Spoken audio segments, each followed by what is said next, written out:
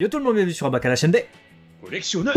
On est content de se retrouver, c'est le classement du mois, vous savez, le classement de nos attentes sorties du mois. On doit vous souhaiter quoi, évidemment, puisque l'année commence. Nos meilleurs vœux, voilà, Voilà, on vous souhaite bah oui. que le meilleur, que tous vos projets se réalisent et surtout on vous souhaite une bonne année 2023 du coup, et bonne santé, c'est le plus important. Voilà, c'est ça que j'attends. Achetez-vous des figurines, faites-vous plaisir, mais surtout conservez la santé et mettez des sous pour aller chez le médecin par exemple, ça peut être très utile. Ouais. On va commencer du coup avec un top 10 comme chaque mois, et avant de commencer ce top 10, je voudrais signaler deux figurines que j'ai pas mis dans le classement, parce que ce sont des rééditions. J'aurais pu les mettre dans le classement, clairement elles en auraient fait partie. C'est la Portrait of Pirate de Nami, Warriors Alliance ou Warriors Alliance, je sais pas, dites-moi dans les commentaires. Et Chopper aussi qui sont réédités, ils sont sortis en 2019-2020 je crois. Il y a Colasson et Lo aussi. Et Colasson qui est réédité effectivement pour ce mois de janvier, un bien beau Colasson. Allez, on commence. Eh bah allez, on y va, bah vas-y, je te laisse. Bon, vas-y, commencer. Ah ouais, tu me laisses commencer? Ouais, okay, allez, bon. vas-y, je suis seigneur, moi. Allez, grand seigneur, attention. On commence l'année avec justement une de ces seigneuries, si vous suivez la chaîne, ou si vous savez un peu ce qu'on aime en tant que figurine. 10e place, My Hero Academia, de Villains, enfin de Evil Villains plus particulièrement, volume 6, Himiko Toga.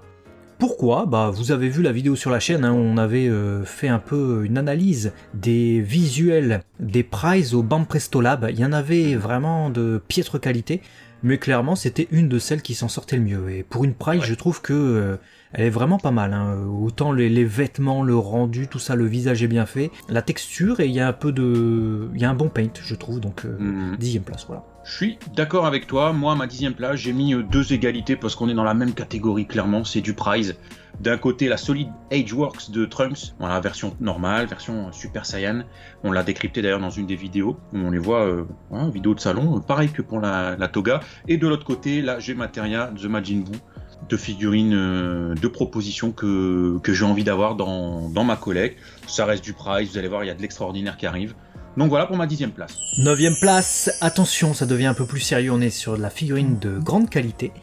Mushoku Tensei Isekai Ittara Honkidas, Roxy Migurdia 1/7, Fat Company. C'est pas la première Roxy qui sort, c'est sûr, mais je l'avais pas vu passer, enfin je l'avais vu passer il y a longtemps, mais je l'avais oublié.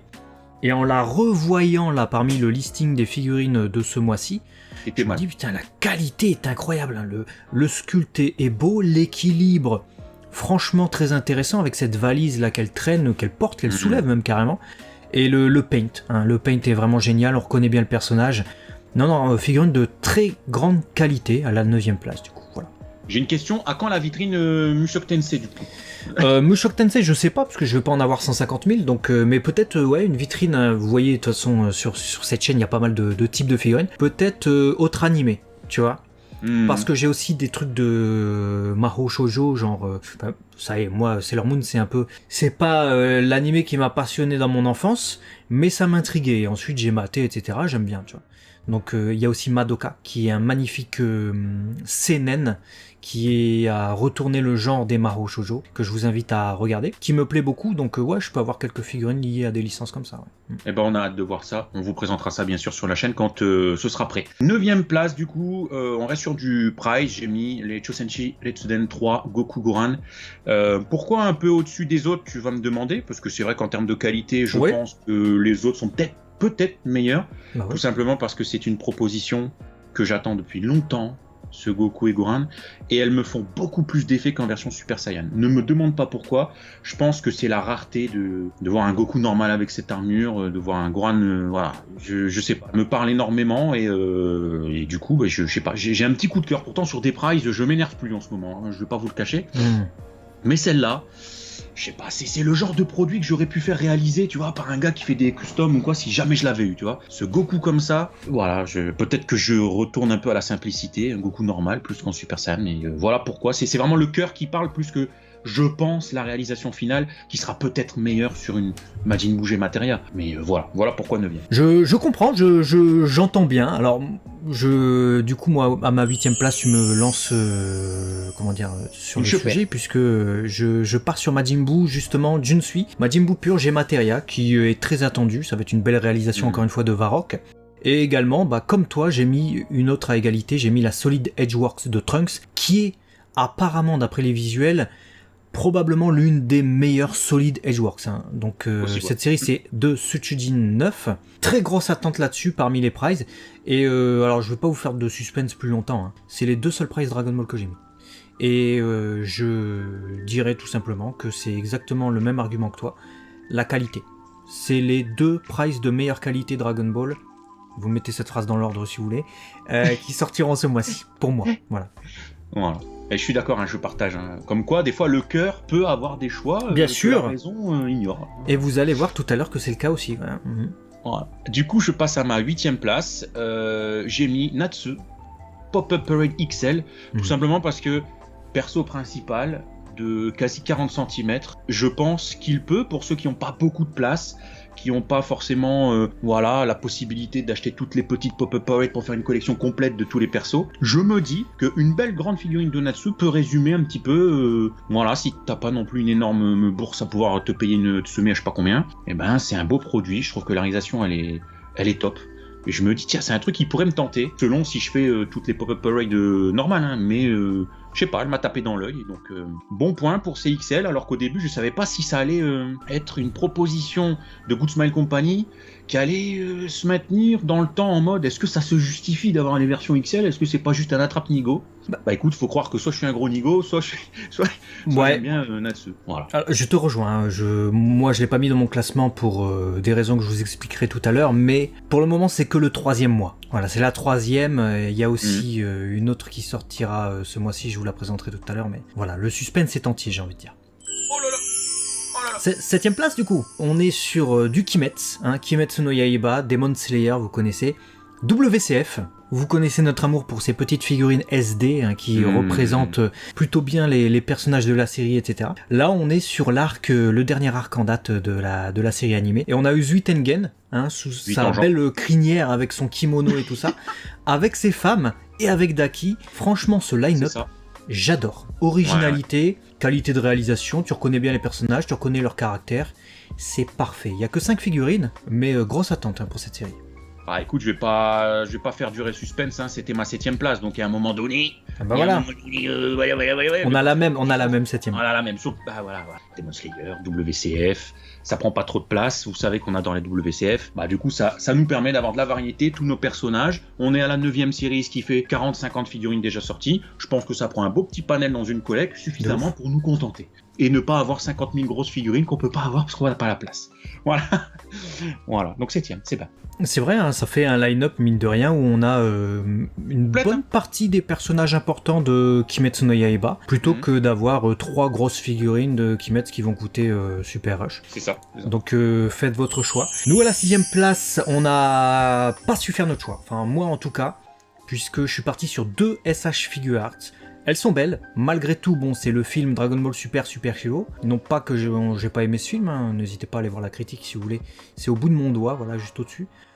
Mais, c'est pas les personnages que j'attends le plus, mais ils sont cool, hein. La réalisation est très bien. Gamma numéro 1, gamma numéro 2. Voilà, donc 6ème place, c'est dans les attentes, je veux. Voilà. Écoute, 6ème place, j'ai pas su me décider non plus, faut croire qu'on était dans l'indécision. J'ai trouvé que c'était 2 figurines qui se rapprochaient dans la proposition.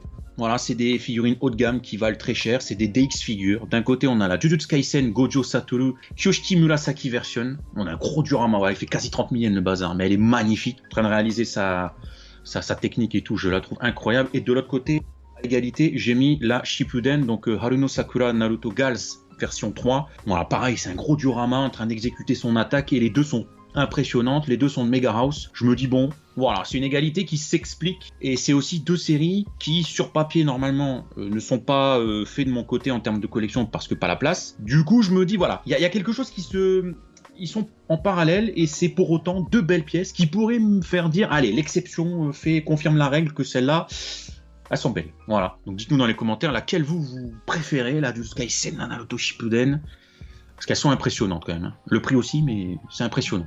Ouais, elles sont vraiment belles, hein. N'hésitez pas à nous dire d'ailleurs s'il y a des animés que vous adorez et pour lesquels il y a des figurines qui sortent ce mois-ci. D'ailleurs, il y a un animé qu'on adore et qu'on review sur une autre chaîne, encore une fois, c'est une chaîne différente, qui arrive à cette 5ème place. Je ne m'attendais pas à mettre ça dans le classement, mais je veux absolument, hein. Donc ça fait vraiment partie des 5 figurines de ce mois-ci que je veux le plus, c'est ce diorama One Piece Odyssey, Monkey D. Luffy et Lim, c'est pour la version en fait collector du jeu One Piece Odyssey. Hein, voilà, ça sort ce mois-ci. Il me faut ce diorama. Donc, 5e place, obligé. J'aime l'originalité en fait.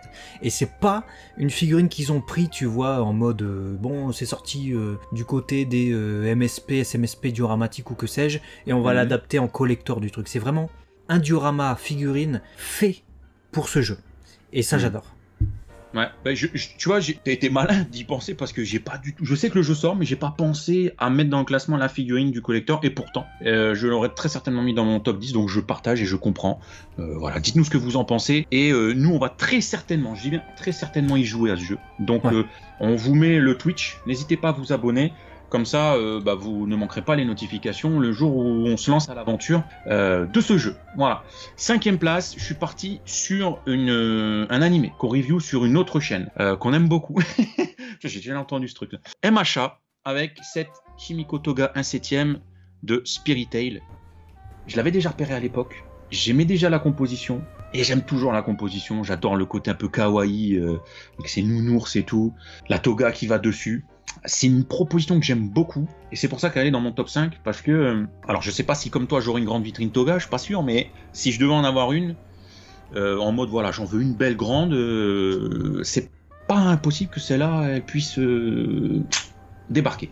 Voilà, donc on verra. Mais j'aime beaucoup. Je suis d'accord, les Spirit Tail ont ce truc, vraiment elles font diorama, tu vois, elles font pas que le personnage seul. C'est ça, ouais. Elles mettent le personnage dans un univers, dans une ambiance, donc je peux comprendre. À la 4e place, j'ai remis du Mushoku Tensei. On est sur du très lourd, là j'ai envie de dire, on n'est pas loin. Eris Boreas Greyrat, CA Works, qui nous a fait une figurine 1/7 swimsuit version. Il y a rien à dire en fait. Tout est parfait.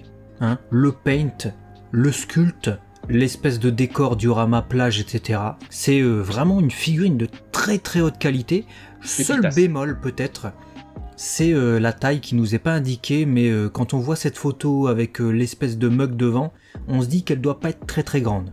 Pourtant la finition a l'air là, vraiment de grosse qualité. J'ai même envie de dire félicitations si vous avez réussi à faire une qualité de peinture similaire à ce qu'on voit sur ce prototype couleur qui a servi aux photos, vu la taille de la figurine. Mais non, grosse qualité sur cette Mushoku.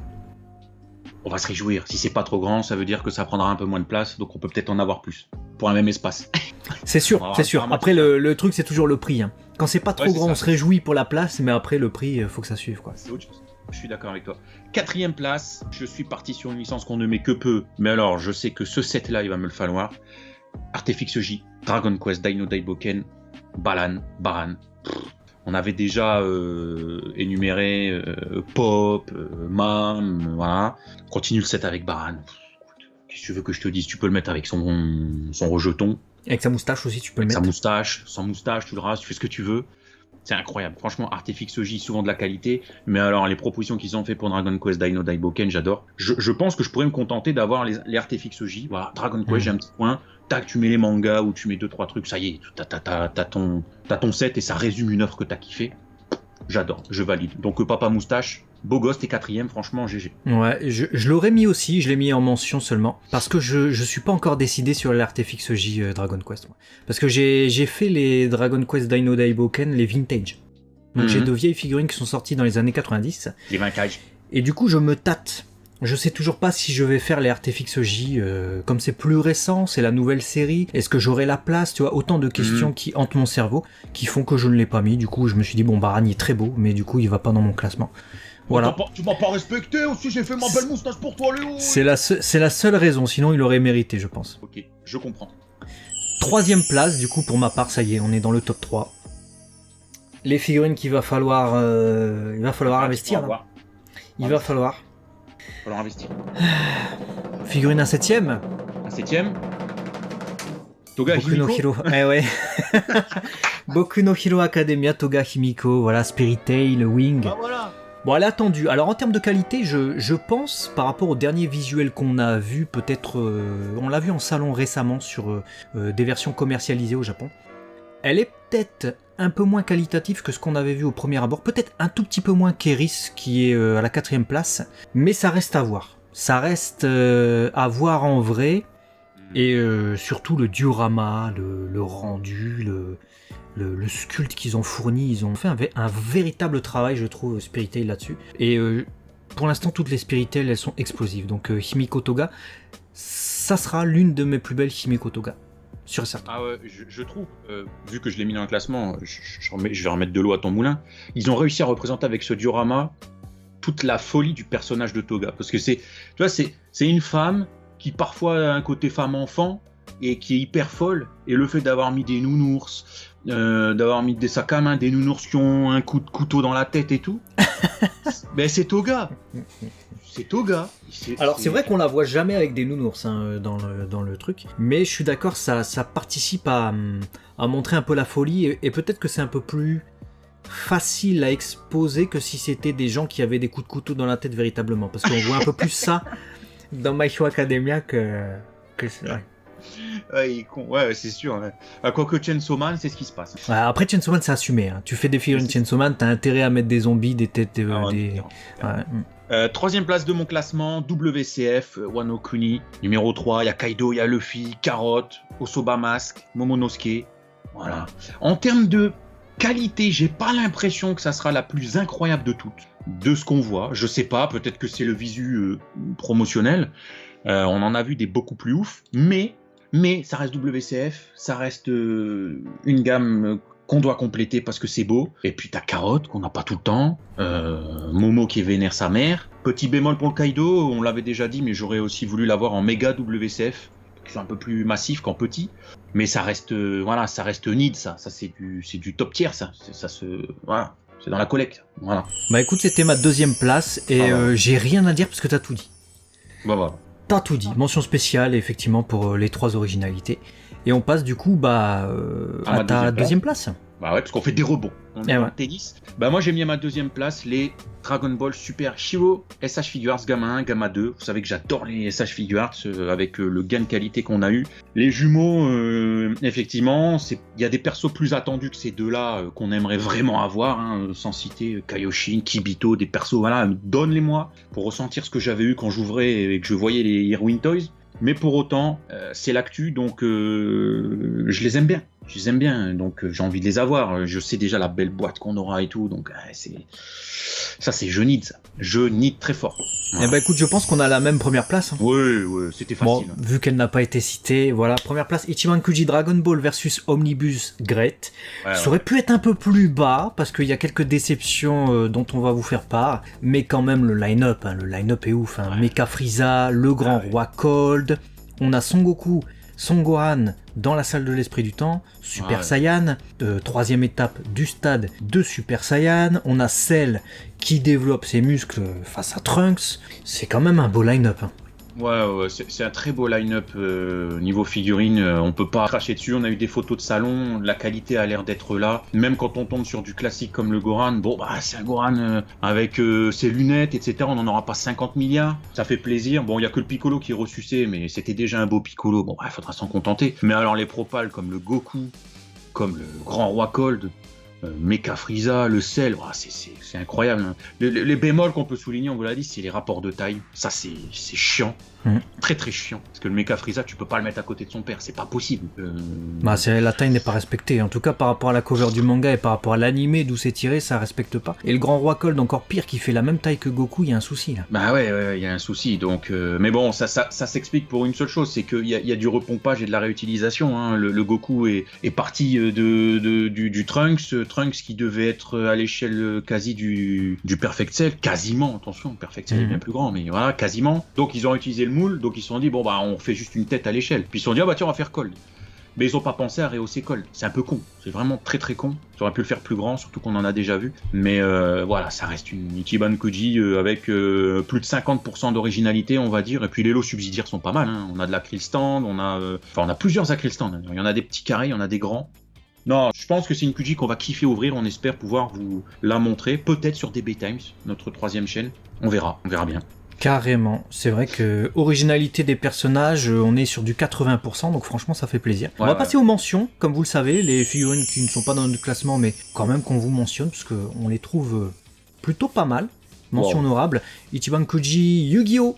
Series Volume 2, qui sortira avec 3 belles figurines notamment. On a aussi cette figure art 0 de Daki et Gyutaro de Kimetsu no Yaiba. J'attends de voir en vrai ce que ça va donner. Les visuels sont plutôt sympathiques. Peut-être que la peinture n'est pas au niveau de ce que j'attendais, mais on verra en tout cas. On a ensuite cette Sailor Jupiter qui sortira du côté des Glitter and Glamours. Ça peut être pas mal, elle a l'air vraiment jolie, peut-être l'une des plus belles pour le moment des Glitter. Jujutsu Kaisen avec cette King of Artists de Nobara, on en avait parlé dans la vidéo des Prize, rappelez-vous, elle est belle, elle est bien sculptée, etc. Mais les cheveux, on se posait la question, qu'est-ce que c'est que ça? Est-ce que ça va être de la bonne qualité?